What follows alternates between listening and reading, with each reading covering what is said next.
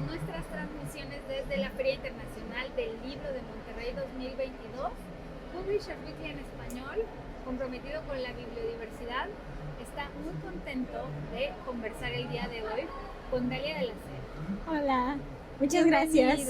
Qué emoción nos da que estés aquí en el stand de Publisher Weekly, porque esta conversación tenemos muchas ganas de tenerla contigo, porque sabemos que Perras de Reserva es un libro que tiene un largo camino desde que fue el ganador del Premio Nacional de Cuento Joven de Comala. Cuéntanos un poco acerca de cómo ha sido, quiero empezar por ahí, por la parte editorial, el camino dentro de esta industria que parecería que de repente es muy romántica, ¿no? Y que vas a llegar y te van a dar tu libro y te van a presentar y puros aplausos y redes sociales. Háblanos un poco de eso. Bueno, la verdad yo para empezar nunca pensé que me fuera a publicar una editorial y menos una editorial como Sexto Piso. Yo cuando pensé en el libro Perras de Reserva, pensé en hacerlo, pues autopublicarlo en PDF y distribuirlo libremente.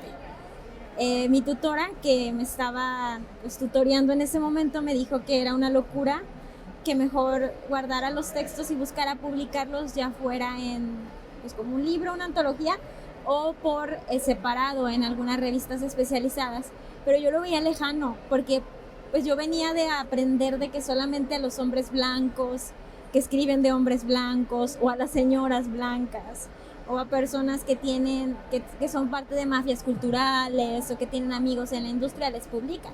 Yo nunca pensé que a una mujer, a una joven de provincia de Aguascalientes le fueran a publicar un libro, ¿no? Vi que en México una de las formas más fáciles de publicar es ganando un concurso literario, porque si ganas un concurso literario ya tienes garantizada la publicación. Entonces empecé como a hacer mi mapeo de qué concursos había y en cuáles había viabilidad de que yo ganara, porque hay algunos que son muy conservadores y que yo misma al leer Perras de Reserva decía, no va a ganar en ese concurso, pero vi quienes habían ganado el Comala y dije, aquí creo que tengo oportunidad, y lo mandé 2 veces, hasta en la segunda vez fue cuando ganó. Lo trabajé en ese lapso. Entonces así fue como yo fui publicada, ¿no? Y no es un caso aislado. Leí, por ejemplo, también a Andrea Chapela, que ella dice que ella mandó su libro al manuscrito y le dijeron, vamos a ver. Pero después de que sale premiado, al siguiente día le hablaron y le dijeron, sí lo vamos a publicar. Un premio te da muchas más facilidades de publicar y esto lo he escuchado de un montón de escritoras, mujeres, no he escuchado a hombres decirlo, porque las mujeres necesitamos trabajar el doble o el triple para que nos tomen en cuenta. Entonces necesitamos forzosamente un premio literario que nos legitime para que volteen a vernos. Y Perras de Reserva fue rechazado, por ejemplo, también 3 veces en el premio Dolores Castro, que es el de Aguascalientes, ¿no? Entonces solo lo mandé a Dolores Castro y luego lo mandé a Comala 2 veces. Después de ahí creo que el proceso fue sencillo y creo que tiene que ver con que en este momento me tocó a mí la suerte de que hay como, le están llamando el nuevo boom latinoamericano, que es como esta explosión de autoras latinoamericanas que escriben sobre temas contextuales, violencia, desapariciones, feminicidios, pero la realidad es que las mujeres siempre hemos escrito, pero nunca había habido tanto interés en publicarnos. Y como yo vengo del activismo, yo en el activismo aprendí que hay que aprovechar las oportunidades, tanto voluntarias como las voluntades forzadas. Yo dije, bueno, si me quieren publicar, aunque sea por moda, a mí publíquenme. Yo tenía como mis 3 opciones de editoriales, que era El Sueño, ¿no? que me publicaran. Mandé primero a Random House, pero me dijeron, hola, sí hemos recibido tu manuscrito, nosotros nos comunicamos. Nunca se comunicaron en un año. Yo lo tomé como un no y después me buscó Sexto Piso para publicarme. Entonces creo que en mi caso ha sido como relativamente fácil porque no tuve que tocar tantas puertas, pero sí hay mucho trabajo detrás de estar publicando constantemente mi contenido de forma gratuita en redes sociales, en mi blog, mandándolo a revistas para que se fuera conociendo mi trabajo literario. Y fue así como llamé la atención de muchas personas, de muchas editoras que me buscaron porque se interesaron en mi trabajo literario. Entonces, aunque parece que el camino de la publicación fue sencillo, detrás de eso hay mucho trabajo de generar como una comunidad de lectoras y lectores y de personas interesadas en mi trabajo.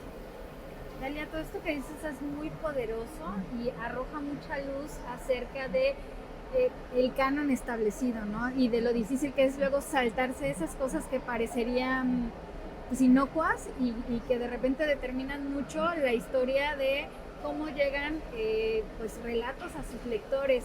En este caso, el libro siempre estuvo constituido por estos 13 relatos que están en la selección. ¿Cómo fue armar el libro tal y como está ahorita? Bueno, inicialmente empezó como un libro que iba a abordar el tema de los asesinatos de mujeres en México. Era mi objetivo. Lo empecé con una beca del PECDA en 2015 en Aguascalientes y era escribir 10 textos que hablaran de los asesinatos de mujeres en mujeres que tenían que ver con la misoginia, con el racismo, con cosas que nos atraviesan a las mujeres. Entonces terminé en un año este proyecto, tenía 10 textos. Pero a la hora de hacer como que mi revisión, mi tutora me dio el visto bueno, me dijo no los vayas a publicar, trabájalos y busca, no los liberes tú, busca publicarlos en alguna editorial o en revistas. Entonces yo los leí y yo misma me di cuenta que había 5 cuentos que no servían, que estaban mal escritos, que eran revictimizantes, que no era lo que yo quería como escritora. Entonces esos los deseché y solo dejé 5 y mandé a Fonca. Pero yo estaba tan harta de leer sobre feminicidio, sobre la mujer, desde esta perspectiva de la violencia, de las mujeres como eternas víctimas, como siempre vulnerables, como seres matables, violables, que yo necesitaba otra cosa. Y metí a Fonca para el otro lado. Entonces me puse a escribir sobre mujeres que están en conflicto con la ley, que habían cometido crímenes. Entonces igual cuando ya tenía 10 cuentos me di cuenta que otra vez 5, 6... no funcionaban. Entonces dije, bueno, tengo 9 cuentos, ¿qué hago? Pues hago un solo libro y los entrelazo, ¿no? Pero eso fue, les digo a todo el mundo, como un momento de iluminación de eso que estaba en hora muerta en mi oficina. Y ya después, con otra tercera beca del Fonca, escribí otra vez sobre las mujeres que están en los bordes, ya no tanto de la violencia que vivimos, sino de cómo sobrevivimos. Incluí estos, eran creo que 2 cuentos adicionales. Entonces es el resultado de 3 becas literarias y de 3-4 años de trabajo. Wow, o sea, sí, de todos modos fue un largo camino. Sí, es un largo camino, sí, y conseguir becas pareciera que es sencillo, pero también detrás de eso hay todo un trabajo que no se ve, que es la investigación, escribir el proyecto, leer un montón, encontrar sobre todo tu voz, tus temas, todo este trabajo como invisible, romper con un montón de paradigmas y de trabas que tenemos interiorizadas como mujeres, que nos han dicho a nadie le va a interesar leer de aborto, a nadie le va a interesar leer de maternidad, nadie quiere leer de feminicidios. A mí eso era lo que me decían cuando empecé, nadie te va a leer, nadie quiere leer de feminicidios, ve los autores que son inmortales, son los que escriben de la guerra, tu libro va a pasar a la historia y así quizás tengas un momento de éxito, pero después nadie se va a acordar. Escribe de otras cosas, no desperdicie su talento. Claro. A mí, por ejemplo, una de las cosas que más me sorprendió al leerte fue este tono para desdramatizar cualquier situación de opresión, de violencia, de marginación. Cuéntanos acerca de lo duro que es encontrar este tono, porque todo el mundo creería que reírse de una desgracia es fácil, pero es un camino muy complejo al abordar este tipo de temas. Creo que tiene que ver con 3 cosas. La primera es que cuando yo empecé a escribir Perras de Reserva, yo estaba pasando por un momento muy turbio de mi vida. Yo estaba muy deprimida porque la situación económica mía y de mi esposo era muy mala. O sea, él tenía 3 trabajos, yo tenía 2 y no alcanzábamos. Además de esto, pues yo había tenido pérdidas importantes, había fallecido mi papá de cáncer, en mi familia habíamos perdido a mi prima por un feminicidio, como que un montón de cosas que yo no te había tenido como oportunidad de sanar, de llorar. Y empecé a ir a terapia, a un centro de salud mental que era además gratuito. En TikTok se ha viralizado un chavo que da consejos, que dicen que el psicólogo de barrio, porque usa puras groserías para como darte consejos. Y yo le decía a mi esposo cuando lo vi, así era la psicóloga de Agua Clara. Porque yo cuando llegué a ella me dijo, Dalia, aquí no vienes a perder el tiempo. Yo aquí necesito que me pongas de tu parte, porque aquí tú le estás quitando el lugar a un montón de gente que está en peligro vital, que está en riesgo de suicidio, y que no tiene para pagar. Si tú te fijas, aquí viene pura gente que se dedica a pepenar, que tiene trabajos súper precarios. Tú estás en un periódico sentada todo el día. Creo que como que la perspectiva de esta terapia, de que me decía, aquí es chingándole y llorándole. No puedes hacer otra cosa, no te puedes quedar en tu cama echada llorando, te paras llorando y me haces las cosas. A la hora que a mí me tocaba, le tocaba a una señora que se dedicaba como a pepenar, que llevaba a su hija de 12 años porque se autoflagelaba. Entonces yo decía, soy una tonta privilegiada que está sufriendo por puras estupideces cuando hay un montón de gente que además tiene violencias estructurales bien complejas. Entonces como que sanarme yo al momento de que escribía me sirvió para no quererlo abordar desde una perspectiva revictimizante, sino desde una perspectiva de sobrevivencia. Entonces me cayó el 20 de que las mujeres somos mucho más que la violencia que vivimos. O sea, que muchas veces solo se habla de toda esta violencia, pero no de que somos buenas madres, buenas hijas, trabajadoras, que siempre teníamos una sonrisa. Entonces decidí también visibilizar estas partes, para lo que somos buenas, lo que hacemos bien, cómo sobrevivimos, cómo nos las ingeniamos para sobrevivir. Y fue leer cosas que yo dije, yo no quiero escribir así. Hay colegas escritoras a las que yo respeto mucho, que me gusta mucho cómo escriben, pero que no me gustó su tratamiento que le dieron a la violencia.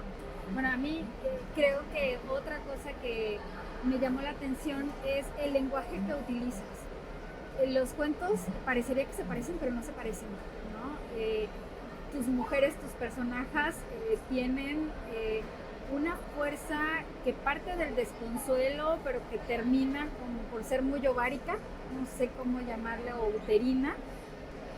Me gustaría que hablaras un poco acerca de estos universos específicos que elegiste para cada uno de los cuentos. Bueno, detrás de cada personaje hice todo un trabajo etnográfico. Por ejemplo, para Mariposa de Barrio, ¿no? O sea, que es como una chica adolescente que tiene un bebé de su novio adolescente también. Yo lo que hice fue hacer trabajo etnográfico. Yo doy talleres de derechos sexuales y reproductivos en periferias.